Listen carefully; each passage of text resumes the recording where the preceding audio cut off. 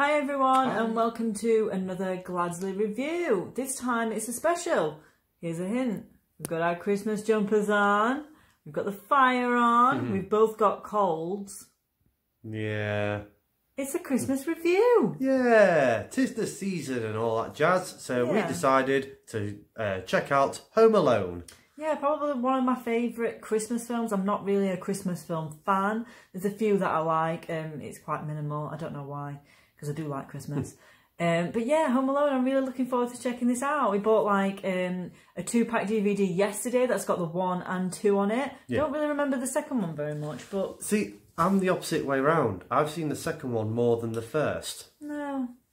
So I think I like the first more. Yeah, we'll soon find out. So we're going to check it out and give you a review of it soon after. Cool, see you soon. Welcome back everyone, we are back here now from watching Home Alone. Yes, I'll just give you a quick rundown of the plot. The clue's in the title, he's home alone. There you go, that's the plot. Yeah, so let's start with the cast. Yeah, it's a great cast, isn't it, really? It really is, there's a lot of famous people in there. Macaulay Culkin, for starters, we've got to mention. I feel like this time around I noticed his performance a lot more. The fact that he's probably only about 6-7 years old, his performance is amazing for a kid to act like he does. But I think I could see with his character that he was having such a fun time playing it. You know, all the fun things that he got to do. So it's not surprising that he probably played it quite well. Yeah, and you got to mention everyone else, and even the fact that John Candy makes an appearance. Fun fact: he didn't even get paid for this film. No, he did it for free. He did it for free. Which I can imagine, I was thinking while we were watching the film of John Candy that I bet you that's exactly how he was in real life. Like, just such a nice person wanting to help everyone out. I could just imagine him being like that. It was such a shame. Yeah, but you would think because of how big this film went, which probably you didn't know about, he must have missed out on some serious money. I know, yeah, but that just shows what a nice person he was. Yeah.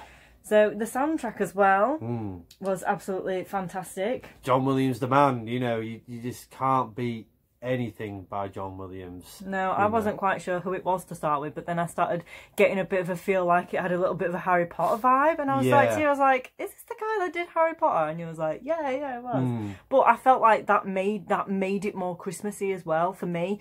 That just had that feel for me, like it was more of a, oh, it's Christmas. It just feels absolutely. Like you know, magical time, magical music. You can't think of any other composer or even no composer at all. You know, I think a few sort of like directors and stuff always say, you know, music is important. Yeah, and this is a case in point. Yeah, definitely. Yeah, definitely.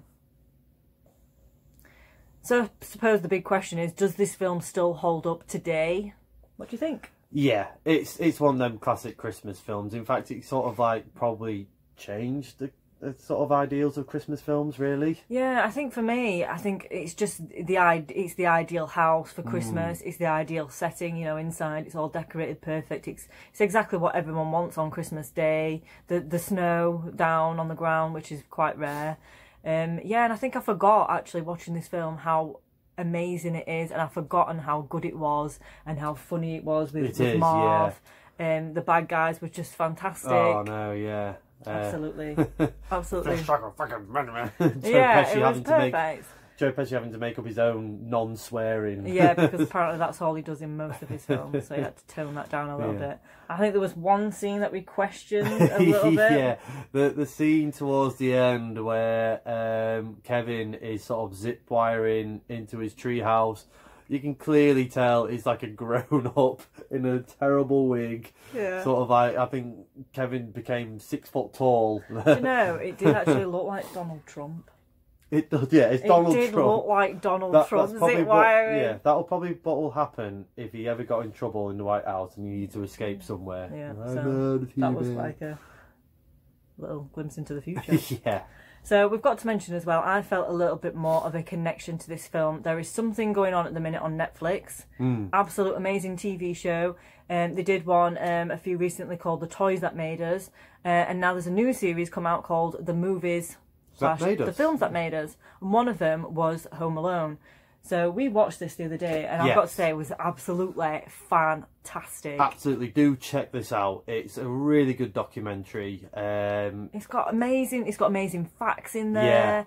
It just basically shows you how this film came to be. Yeah.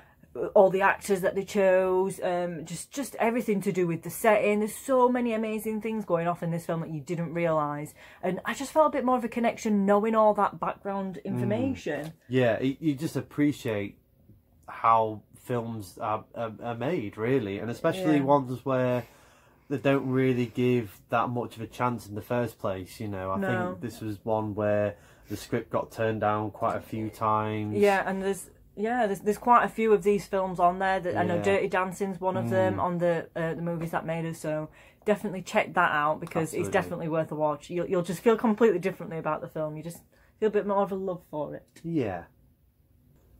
So we enjoyed Home Alone so much, we decided to watch Home Alone 2 straight after. So we thought we'll have a little chat about Home Alone 2: Lost in New York as well. Yeah, I don't remember this story very much. I don't think I've watched this as much as the first one. But yeah, again, great cast. Yeah, and it sort of hits all the same beats as the first one, just on a grander scale, with Kevin being in New York and having to live in the hotel. And he's kind of got two bad guys to deal with. He's got, obviously, Hank and Marv, and then you got Tim Curry as the hotel manager, who's just brilliant. He still makes me laugh today. Yeah, he's really good. I was quite surprised to see Rob Schneider in it as well. I completely forgot that he was in there. I was just like, oh my god, he's so young. It's Rob Schneider. I like Rob Schneider. But I can see where there was quite a lot more padding in the second one, where the first one was a bit more streamlined. Let's just do it like that. I think the first one was a bit more of a simpler story. I felt like I agree with you, like they added a bit more extra bits into the second one, but I still like the first one more than the second. Yeah, I'm a bit sort of rose-tinted glasses, because I watched this one, Home Alone 2, as a kid first. It's only sort of like later in my years that I went back and watched Home Alone.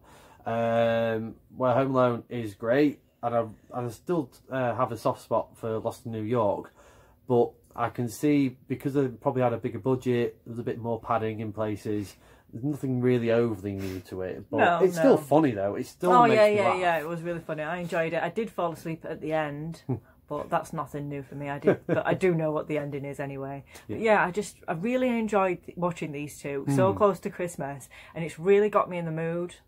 So I just hope everyone else watch it. It's a solid 8 for me. It's an 8.5 for me. I really enjoyed it. I think I fell in love with the film all over again, and considering I don't really like Christmas films overly, I think this has really impressed me.